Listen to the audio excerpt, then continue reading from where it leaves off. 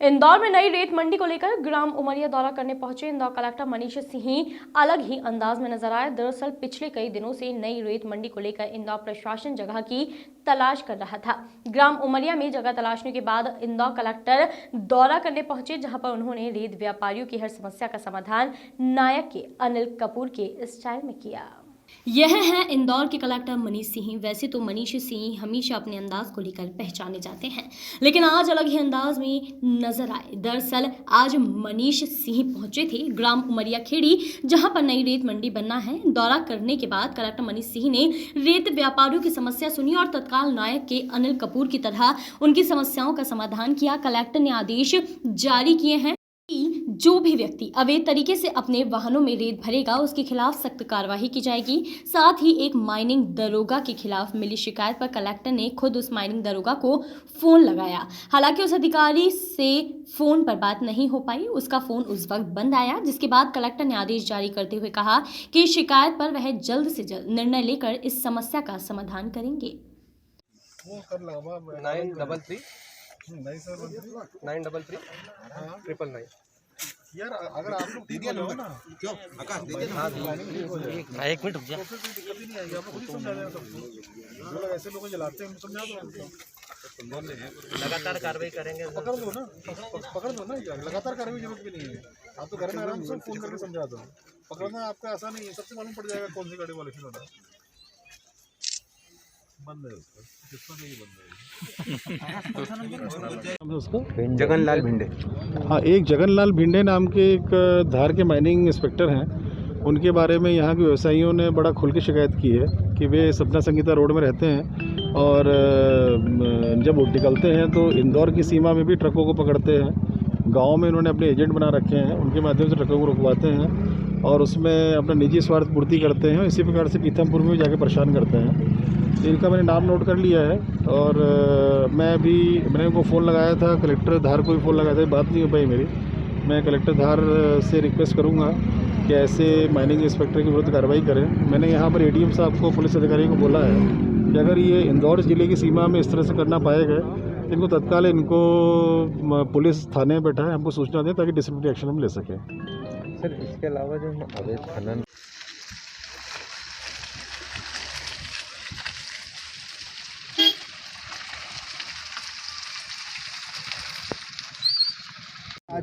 किस संदर्भ में आप यहाँ पर आए थे?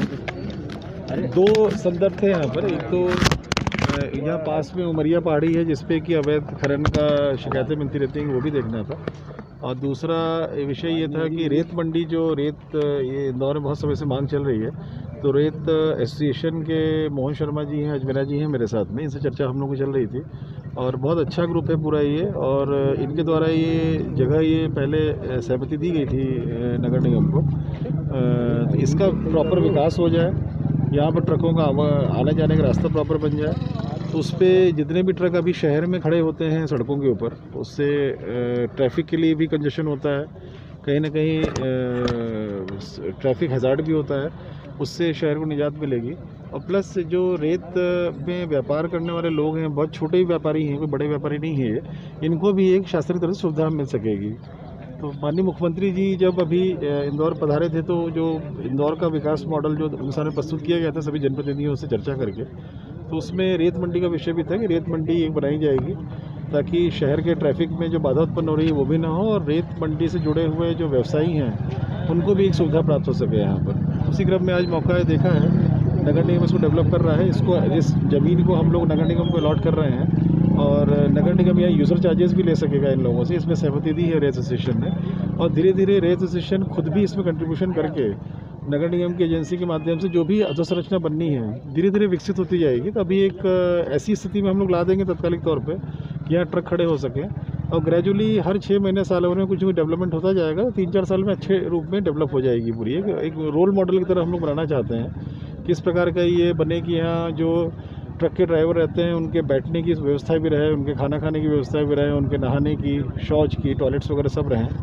और उनको सुविधा रहे कि अगर ट्रक खड़ा करते हैं तो उनके रुकने के लिए वो सुविधा पूरी रहे। इसमें लाइट की व्यवस्था रहे, यहाँ पर पानी पीने की व्यवस्था रहे इस प्रकार से इसको विकसित करने की योजना है यहाँ पर। और इसमें डेफिनेटली इसमें जो फंड्स आएंगे वो रेत मंडी एसोसिएशन से ही धीरे धीरे लेकर के हम लोग इसको कंट्रीब्यूशन करेंगे, या जन भागीदारी से अगर कोई और लोग सहयोग करना चाहेंगे तो उसमें कराएंगे इसको। नगर निगम प्रारंभिक तौर पे केवल इसमें एक बेसिक लेवलिंग का काम जो कर लेगी, ताकि इसमें ट्रक्स और सब चीज़ें खड़ी हो जाएंगी, लाइट वाइट टेम्प्रेरी व्यवस्था कर देगी अभी, ताकि तात्कालिक तौर पे शुरू हो सके ये। इसके साथ साथ जुड़ा विषय ये भी था रेत मंडी व्यवसायियों को, जो यहाँ सब लोग अभी हैं आए, कि जो ट्रक्स आते हैं उसमें कई लोग वायलेशन करते हैं। जो हमने चर्चा की, जो मुझे समझ में आया है, 95% से अधिक लोग ईमानदारी से धंधा करना चाहते हैं।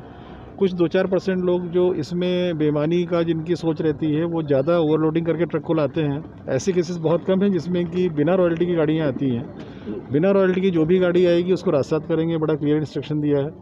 जो ओवरलोडिंग 16 मीटर के अभी जो निर्णय हुआ है शासन स्तर पे, आप लोग मिले थे माइनिंग मिनिस्टर से, तो 16 क्यूबिक मीटर तक की इनकी चर्चा हुई है। 16 क्यूबिक मीटर में सभी सहमत हैं ये, और रॉयल्टी भी 16 क्यूबिक मीटर कट रही है, पर कई सारे ट्रक व्यवसायी 22 मीटर तक ला रहे हैं। तो उसमें माइनिंग को हमने बोला है कि उनके जो ट्रक का जो उन्होंने ओवरलोडिंग के लिए 22 मीटर कर लिया है उसको सबसे बात कर लें, और वो लोग उसको कम करके 16 मीटर पर ले आएँ। कुछ LP जो ट्रॉले होते हैं वो भी यहाँ पर यूज़ हो रहे हैं। ट्रॉले में भी हम लोगों ने 12 मीटर से ऊपर 12 मीटर या 16 मीटर जो लेंथ रहती है उसको हम लोग अभी जो लाइसेंसिंग जो रजिस्ट्रेशन हुआ था हमारे यहाँ उसको हम लोग कैंसिल कर रहे हैं। छोटे ट्रॉलों वालों को हमने बात की है यहाँ पर, बोला है कि आप ओवरलोडिंग बिल्कुल नहीं करेंगे, जितने की रॉयल्टी मिल रही है उतने ही लाएंगे। अगर पाया गया कि LP में ओवरलोडिंग हो रही है, जो 6 मीटर या 10 मीटर की है कैटेगरी के सबसे ज़्यादा हैं, तो उनका भी हम लोग रजिस्ट्रेशन कैंसिल करेंगे, क्योंकि LP में लाने का ऐसा कोई आवश्यकता नहीं है। उसके लिए अलग से ट्रक्स रहते हैं ये सब चीज़ लाने के लिए, उसी में लाना चाहिए इसको।